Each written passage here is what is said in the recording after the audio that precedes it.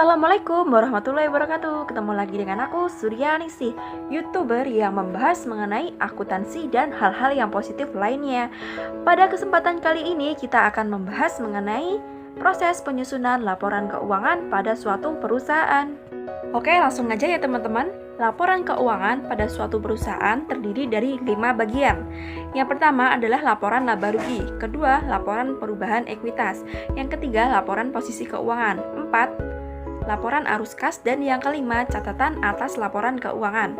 Pada video kali ini kita hanya membahas mengenai 3 laporan keuangan, yaitu laporan laba rugi, laporan perubahan ekuitas, dan laporan posisi keuangan. Kenapa kita tidak membahas mengenai laporan arus kas dan CALK? Sebenarnya laporan arus kas ini penting juga ya, karena laporan ini menceritakan laporan arus kas atau aliran kas dalam satu periode akuntansi, kemana aja kas perusahaan itu, kas masuk atau kas keluar dari mana dan kemana. Lalu untuk CALK ini biasanya hanya menceritakan mengenai kebijakan atau metode apa yang digunakan oleh perusahaan, seperti misalnya perusahaan menggunakan metode persediaannya menggunakan persediaan metode FIFO atau LIFO. Lalu untuk yang metode pencatatannya menggunakan metode fisik atau perpetual gitu. Jadi untuk lebih memantapkan kita, karena untuk akuntansi pemula supaya lebih mudah dalam memahami laporan keuangan, kita memantapkan terlebih dahulu yang laporan laba rugi, laporan perubahan ekuitas, dan laporan posisi keuangan. Oke teman-teman, sebelum kita membahas mengenai 3 komponen laporan keuangan, ada laba rugi, lalu perubahan ekuitas, dan laporan posisi keuangan, ada baiknya buat teman-teman lihat video aku yang sebelumnya yang berjudul mengenai tutorial akuntansi perusahaan jasa. Nama perusahaannya itu Salon Surya. Aku bagi menjadi 2 video. Yang pertama yaitu nomor 1 sampai dengan nomor 6, dan yang bagian 2 nomor 7 sampai dengan nomor 12. Di sana saya membahas mengenai penjurnalan dan diperoleh suatu jurnal seperti ini isinya.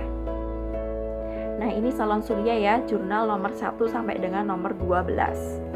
Jangan lupa di screenshot ya teman-teman buat belajar. Nah, setelah kita melakukan suatu proses penjurnalan, setidaknya kita ini memiliki pekerjaan yaitu posting ke dalam buku besar. Dan ini dia ya teman-teman, posting yang udah aku lakukan sendiri ya, supaya mempersingkat waktu. Seperti ini, posting yang udah aku lakukan. Lalu setelah memposting ini aku menyusun suatu neraca saldo seperti ini ya. Jadi akun-akun yang ada di buku besar aku salin ke dalam neraca saldo. Per akun-akun itu aku tulis saldonya berapa. Oh iya teman-teman, untuk memudahkan kita dalam mengerjakan suatu laporan ini, jadi kita menganggap kita ini udah selesai mengerjakan jurnal penyesuaian dan neraca lajur ya. Jadi kita udah mendapatkan neraca saldo setelah penyesuaian. Kita anggap ini kita udah mengerjakan penyesuaian ya. Kenapa? Karena kita ini sudah bisa mengerjakan laporan keuangan dari neraca saldo ini. Jadi kita udah mengerjakan jurnalnya pertama, lalu kita memposting ke dalam buku besar, lalu kita membuat neraca saldo seperti ini. Oke teman-teman, kita masuk ke pembahasan mengenai laba rugi, perubahan ekuitas, dan neraca. Sebenarnya untuk penyusunan laporan keuangan ini cukup mudah ya teman-teman, kalau kita ini hafal dengan format penyusunan laporan keuangannya. Tapi kalau kita ini nggak bisa atau kita nggak hafal mengenai format penyusunan laporan keuangannya, ya otomatis kita akan blank ya. Jadi untuk pembuatan laporan keuangan kita akan menjadi susah dalam penyusunannya. Kita akan masuk ke format penyusunan yang pertama, laporan laba rugi. Sesuai dengan namanya yaitu laba rugi, maka kita akan mempertemukan pendapatan dan beban, maka akan diperoleh laba atau rugi. Ini dia ya teman-teman contohnya, yaitu ada perusahaan jasa, ada pendapatan, kita pertemukan dengan beban ini mengurangi. Lalu kita akan menambahkannya dengan pendapatan di luar usaha dan kita kurangi dengan beban di luar usaha, maka akan diperoleh laba bersih. Berbeda dengan perusahaan dagang. Kalau perusahaan dagang ini kita harus mempertemukan hasil penjualan perusahaan dan kita kurangi dengan harga pokok penjualan. Setelah kita memperoleh hasilnya, kita akan mengurangi, yaitu dengan dikurangi beban operasional, maka akan diperoleh laba bersih. Oke, lanjut yang kedua, yaitu format penyusunan laporan perubahan ekuitas. Laporan ini menggambarkan adanya perubahan dari modal jika perusahaan itu perusahaan jasa. Tapi kalau perusahaan ini perusahaan dagang yang menanamkan sahamnya di bursa modal, di bursa efek, nah nanti namanya yaitu laba ditahan. Nah, nanti dimulai dari yang atas yaitu modal awal atau laba ditahan awal.